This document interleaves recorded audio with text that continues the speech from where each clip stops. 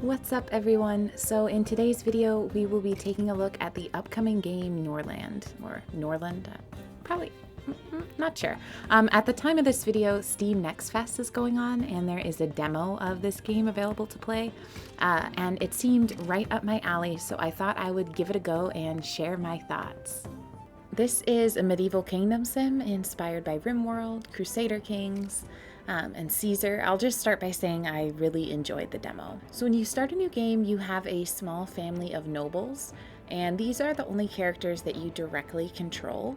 Your kingdom can grow to have dozens, maybe hundreds. I'm not sure how big the game can get. So a lot of citizens, but they themselves will be kind of just like worker bees that your nobles will just manage. So for my starting group, I had two brothers, Ingo and Sander, and Ingo's wife, Sina, and you can customize appearance, name, etc. You can randomize to get a new person. And right when I first loaded in, I got the notification that my noble Xena has been kidnapped and is being held at a bandit camp not far away. So we'll have to rescue her. Right off the bat, I liked the graphics here. You can definitely see the Rimworld influence, but it also has its own character too. And when you zoom way far out, roofs appear over the buildings, and you actually have a decent sized map. So just based on the demo alone, it seems like you can do a lot with other towns and camps and stuff. We have a world tab here showing just this region, and when you select any of these, you have a bunch of options. You could trade, you can bribe the leader of various towns, you can attack, hire mercenaries, send a messenger, and we can see here is the camp where my beloved Xena is being held. So we have to go get her back, of course, and that's going to be done via, attacking them. I actually really like the way combat is done in this game. So you're going to go to the army tab, and I can select peasants to form a squad, or I can hire mercenaries. I'm going to hire mercenaries because I have no peasants yet. And you assign a noble to be in charge. So I'll put Ingo as the squad leader because he has a higher skill. And now we'll just wait for our hired mercenaries to arrive in a couple days. You'll see during battle that you don't individually control characters during battle. Their success or failure is just dependent on the stats of the squad as a whole. So the weapons, each individual skill, and the skill of the commander. In the meantime, let's learn more about how this town works. So up along the top, we can see our population, and if you select one of them on your main screen, you can see what class they are. This guy's a peasant.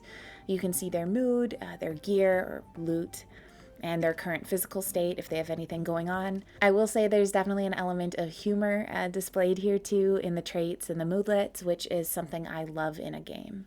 As for building out your kingdom, buildings are pre-made, like in most colony sims, so you can place blueprints and then your workers will build them if you have enough resources. Here's where this game is a little unique. Once a production facility of any kind is built, whether it's like a crop field, a brewery, whatever, you need to assign a manager to it in order to make any of your townspeople do stuff. So this has to be one of your nobles. Without them kind of as acting as an overseer, your townspeople will not know what to do. So here I'll just assign one of my nobles to the brewery, and we will see him giving direction to a townsperson who then begins working. And you can assign the same noble to multiple facilities. They'll just kind of make their rounds every few days to keep everything moving along. I like this a lot, allowing us to directly control the limited noble family while the population of the town increases. It's kind of like a compromise between something like Rimworld, where you control everyone, but thus have a pretty low population cap, and say like Patron, where you have hundreds of townsfolk, but don't control any of them directly. Part of managing your town is managing its finances as well. You pay your workers a daily sum, which you can control, and you can also set how much you're selling them goods for. So each person needs 1 unit of food a day, so you have to make sure you're paying them enough for them to at least afford one thing to eat daily from the market, or they're going to start starving.